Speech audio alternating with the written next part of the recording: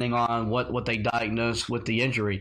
While we're in the middle of going through the stat sheet, I got to ask you, what was your stat of the game that stood out to you in the Carolina victory?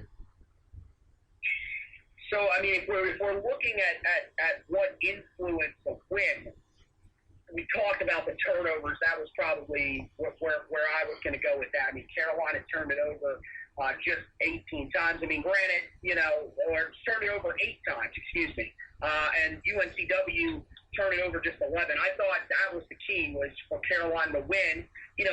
With a team in UNC-W that was taking care of the basketball, you couldn't turn it over as well. But my stat of the game was actually a negative against Carolina. That was free throw shooting. They shot just 16 of 30 from the free throw line, which is 53.3%. And so far this season, in the first 2 games of the year, Carolina is just 26 of 47 from the free throw line. So I'm going to tell you, it's going to be a tough week for these guys as they prepare for Gardner-Webb. Roy will definitely be focusing on that free throw line and getting that corrected, because that's one of his main things: rebounding and free throw shooting. Those are 2 very big things for Roy, and that was the stat of the game that stuck out for me for Carolina. Yeah, I was going to lead into there to have a discussion, because the free throw shooting, they missed 7 in the first game, then they missed 14 in the second game, so they doubled their amount of misses. Is this something that this team is going to struggle with all year long? Is this maybe just early season nerves or woes? Like, because sometimes you can, like I looked at Baycott in the opener, his stroke is fine. You look at Cole Anthony, and his stroke is fine, but yet they're not having success at the foul line. So what is causing Carolina to leave so many points at the charity stripe? I think confidence definitely has something to do with it. The other night, I think, maybe it was just an off night for Cole Anthony. And guess what? Nobody wants to admit it. It happens. You can have off nights from a whole game, or certain aspects of your game. But nobody ever wants to admit that. They always want to read into things a little bit more and say, well, is this a long-lasting problem? And I'm not saying that's what you're doing. I'm just saying that always seems how everybody reads stuff, is that, there's some huge problem here that we need to find a way to get corrected. You can have bad nights shooting the ball. You can have bad nights from the free throw line. You can have bad nights on the glass. It happens. It's not something that I think is going to necessarily hold this team back. I think if we start seeing this, 5, 6, 7 games into the year, all of a sudden, then you start saying, okay, this might be a little bit of an issue. We're not going to be that efficient at the free throw line. Which would mean, okay, you've got to shoot the ball a lot better from the outside. You've got to shoot the ball just better overall from the floor. But to me, I wouldn't necessarily worry about it, because, like I said, that's one of the biggest aspects of Roy Williams' coaching philosophy, is making sure that you take care of those opportunities that you get at the free throw line.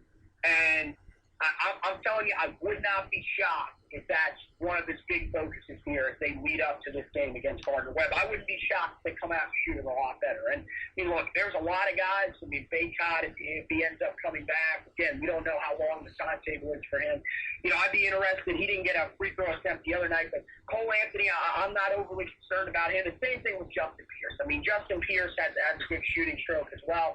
He was 0 of 4, but I don't know. It just kind of feels like maybe it was one of those off games, but, I'm not overly concerned yet. Give it a little bit of time, and if it continues, after, through the battle for Atlantis and everything like that, maybe then we can start talking about being concerned long term.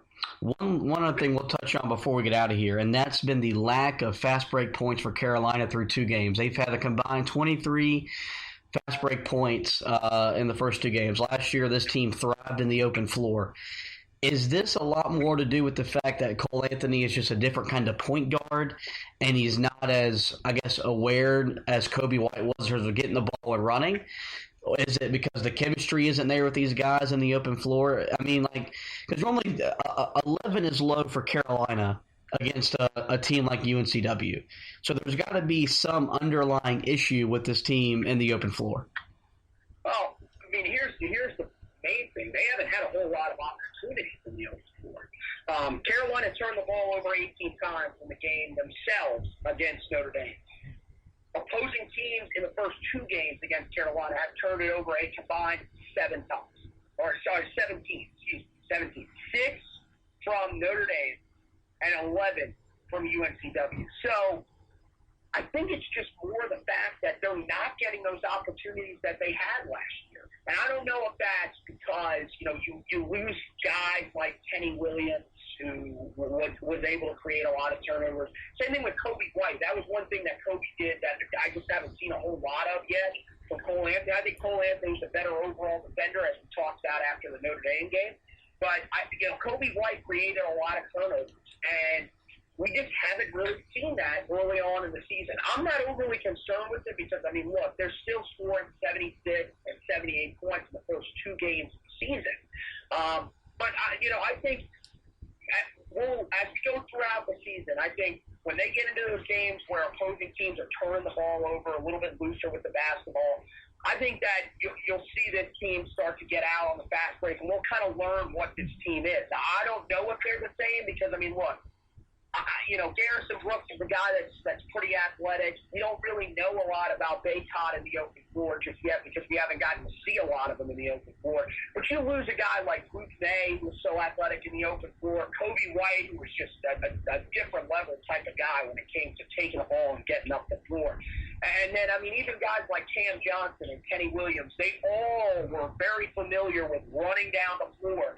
And, I don't know if that's what this team will be. The good news is that if you got guys that can shoot the ball in the half court, we can play that way too. So far, it seems like they're doing enough to, win games. But, yeah, I'd like to see them pick up the tempo a little bit. But, honestly, I'm not too concerned just yet about the fast break. All right. That's going to wrap it up for this edition of the Roy's Boys podcast. As a recap, a 78-62 win over UNC-Wilmington. Carolina's off until this upcoming Friday where they host Gardner-Webb, 9 o'clock in the Smith Center. I want to thank Anthony for taking some time out of his NFL Sunday to talk a little Carolina basketball. Make sure you guys are on HeelToughBlog.com. It was a bye week for Carolina football, but that doesn't mean that we were off. Anthony's written a lot of stuff about recruiting, an interesting article about Sam Howell where he ranks among college quarterbacks this year as a freshman then overall. And basketball, we've been pretty busy, 2 games in 3 days, so we've had previews, recaps, Anthony's analysis, getting a lot of rave reviews from you guys. So make sure you're on HeelToughBlog.com. We're keeping you posted on all things Carolina football and Carolina basketball. We're in a busy time of the year for us too.